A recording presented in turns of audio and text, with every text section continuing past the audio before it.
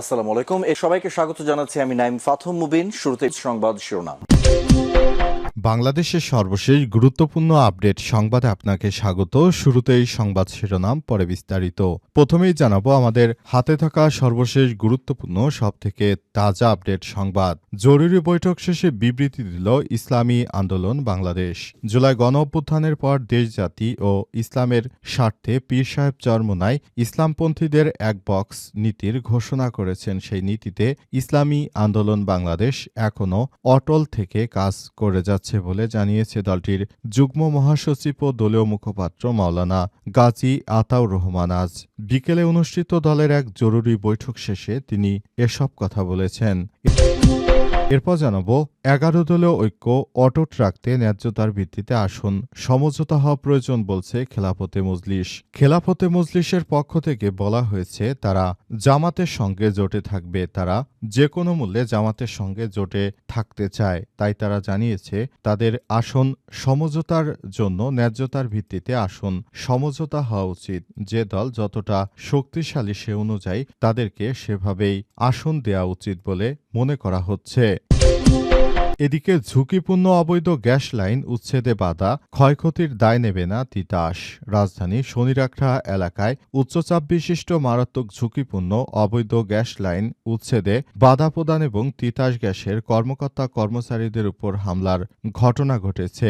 এই ঘটনায় যে কোনো সময় বিস্ফোরণসহ বড় ধরনের জানমালের ক্ষতির আশঙ্কা প্রকাশ করেছে Titas gas transmission and distribution PLC. Titas gas transmission and distribution পিএলসির গণমাধ্যমে পাঠানো এক বিবৃতিতে সব বিষয় নিশ্চিত করা হয়েছে।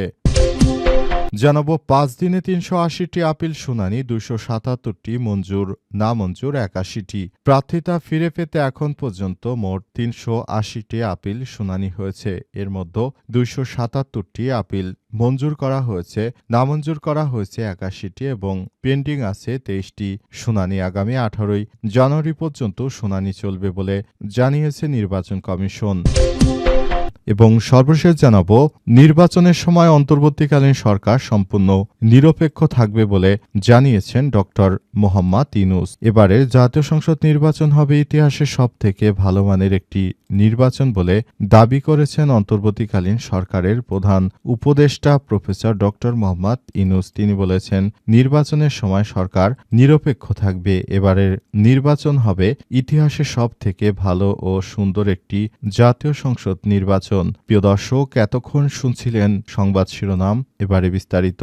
তবে তার আগে বন্ধুরা অনুরোধ থাকবে এই সংবাদটিতে একটি লাইক দিন। এই চ্যানেলে আপনি নতুন হয়ে থাকলে আমাদের সংবাদটি দেখতে দেখতে চ্যানেলটি সাবস্ক্রাইব করে রাখুন। কমেন্ট করে বন্ধুরা আপনার মূল্যবান মতামত জানিয়ে দিন আপনি বিশ্বের কোন দেশ থেকে বা বাংলাদেশের কোন স্থান থেকে আমাদের সংবাদটি দেখছেন এবং শুনছেন। আর বন্ধুরা সংবাদটি আপনার সোশ্যাল মিডিয়া ফেসবুকে শেয়ার করে বন্ধুদেরও দেখার সুযোগ করে দিন।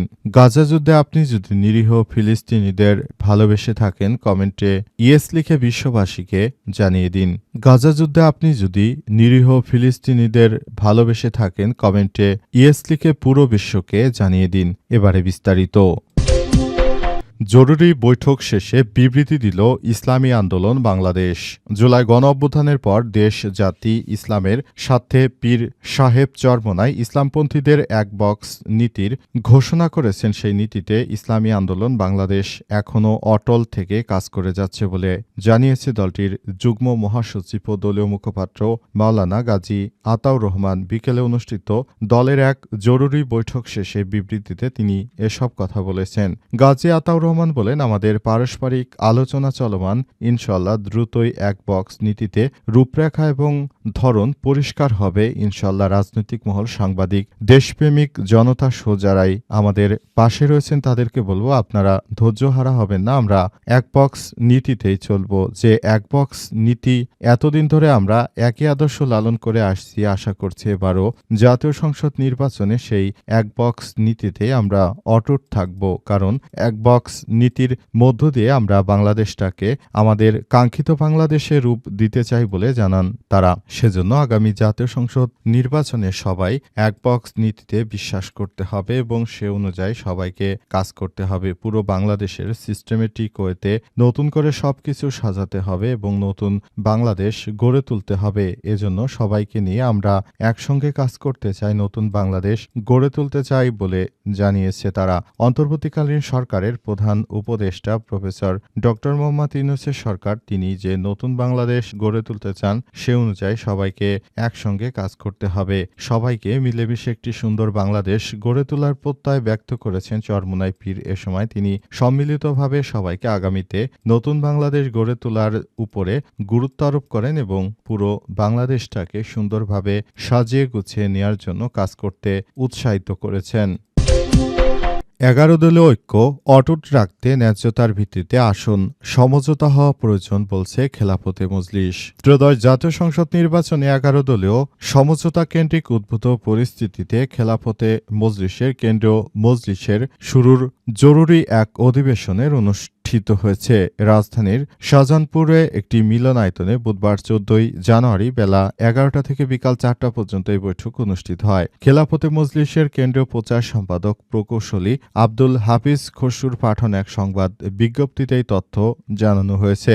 বৈঠকে মজলিসে শুরা সদস্যবিন্দু ১১ দলীয় সমঝোতা কেন্দ্রিক উদ্ভূত পরিস্থিতি পর্যালোচনা এবং দলীয় সিদ্ধান্ত গ্রহণ করে বলেন, জাতির প্রত্যাশা পূরণে ১১ দলীয় ঐক্য অটুট রাখতে হবে। ১১ দলীয় ঐক্য অটুট রাখার স্বার্থে ন্যায্যতার ভিত্তিতে আসন সমঝোতা হতে হবে। অধিবেশনে খেলাফতে মজলিসের নেতৃত্ববৃন্দ আরও বলেন, ইসলামী শক্তির মধ্যে ঐক্য খেলাফতে মজলিসের অন্যতম গুরুত্বপূর্ণ কর্মসূচি।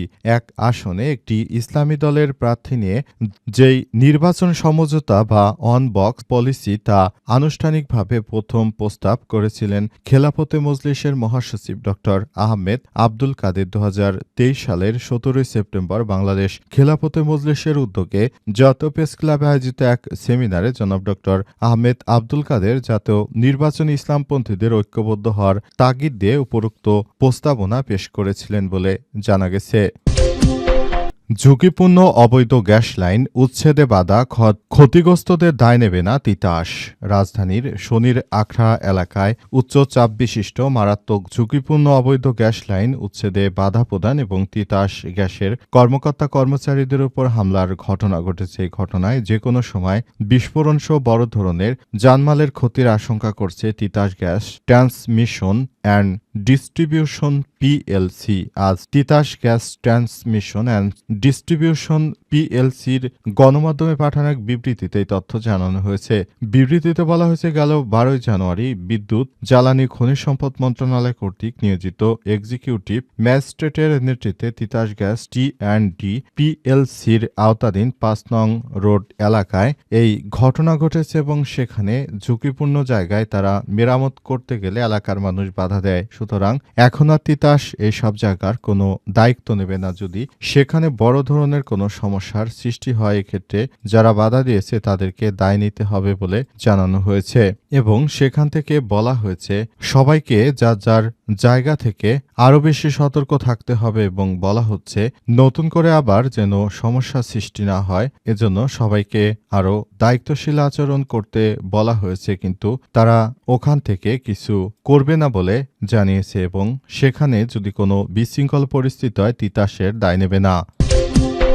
৫ দিনে ৩৮০টি আপিল শুনানি, ২৭৭টি মঞ্জুর এবং নামঞ্জুর ৮১টি। প্রার্থিতা ফিরে পেতে এখন পর্যন্ত মোট ৩৮০টি আপিল শুনানি হয়েছে। এর মধ্যে ২৭৭টি আপিল মঞ্জুর করা হয়েছে, নামঞ্জুর করা হয়েছে ৮১টি, পেন্ডিংয়ে রয়েছে ২৩টি।